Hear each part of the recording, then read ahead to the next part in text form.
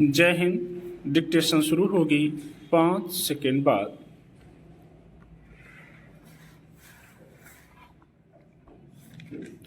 देश में जनगणना लंबे समय से लंबित है। सरकार अब इसकी योजना बना रही है। विपक्षी दलों ने जाति के आधार पर जनगणना कराने की मांग उठाई है। धीरे धीरे यह बड़ा मुद्दा बन गया है। राष्ट्रीय स्वयंसेवक संघ ने भी इसकी आवश्यकता जताई है। सरकार ने संकेत दिया है कि इस मुद्दे पर काम हो रहा है। वर्ष 2011 में जनगणना कराई गई थी। तब से अब तक उसी समय के आंकड़ों से ही काम चलाने की मजबूरी है। हालांकि उन आंकड़ों को सामाजिक, आर्थिक और जाति जनगणना के पलड़े में अप्रभावी, अधूरी और खराब प्रकृति का माना गया। जनगणना के आंकड़े संवेदनशील माने जाते हैं और इनका व्यापक असर होता है। खाद्य सुरक्षा, राष्ट्रीय सामाजिक सहायता कार्यक्रम और निर्वाचन क्षेत्रों का परिसीमन जैसी कई योजनाएं इन पर निर्भर होती हैं।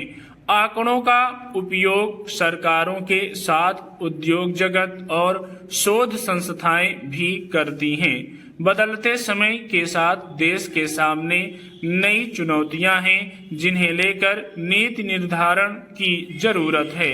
ऐसे में जरूरी है कि जनगणना को लेकर सरकार महापंजीयक और अन्य एजेंसियों के लिए नए मानक दिशा निर्देश तैयार करे।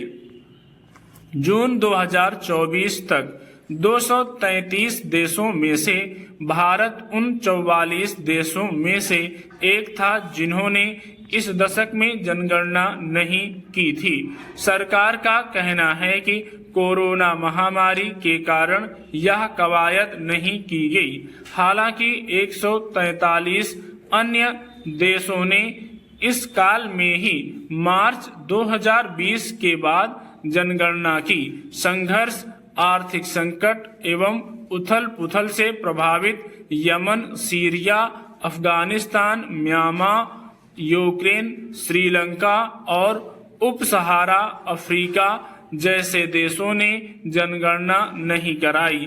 भारत में इस कवायद में देरी को लेकर सवाल उठे। यह तथ्य है कि वर्ष 1881 से 2011 तक बिना किसी बाधा के भारत में जनगणना कराई गई।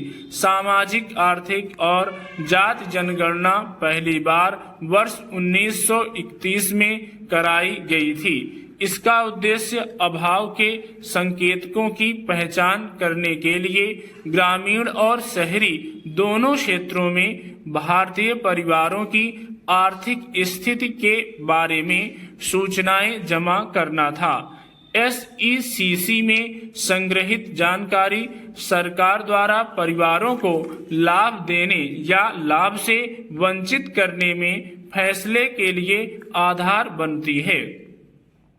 बहरहाल, जाति आधारित जनगणना के मुद्दे पर बहस जारी है।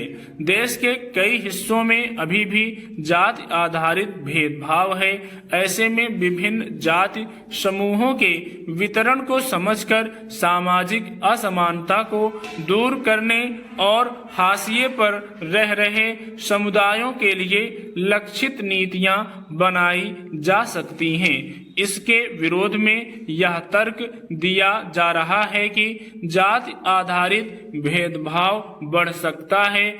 जाति व्यवस्था के सबल होने की आशंका है। इसे रोकने के लिए जातिगत पहचान की जगह सभी नागरिकों के लिए व्यक्तिगत अधिकारों और समान अवसरों पर ध्यान केंद्रित करने को प्राथमिकता दी जानी चाहिए। भारत में जातियों को परिभाषित करना जटिल मुद्दा है, क्योंकि यहाँ हजारों जातियां और उपजातियां हैं। जरूरी यह है कि मुद्दों में न उलझते हुए नीति निर्धारण पर ध्यान दिया जाए। निश्चित समय सीमा तय की जाए। जनगणना एक लंबी और जटिल प्रक्रिया है। पहले ही काफी देर हो चुकी है और अब देर उचित नहीं। स्टॉप।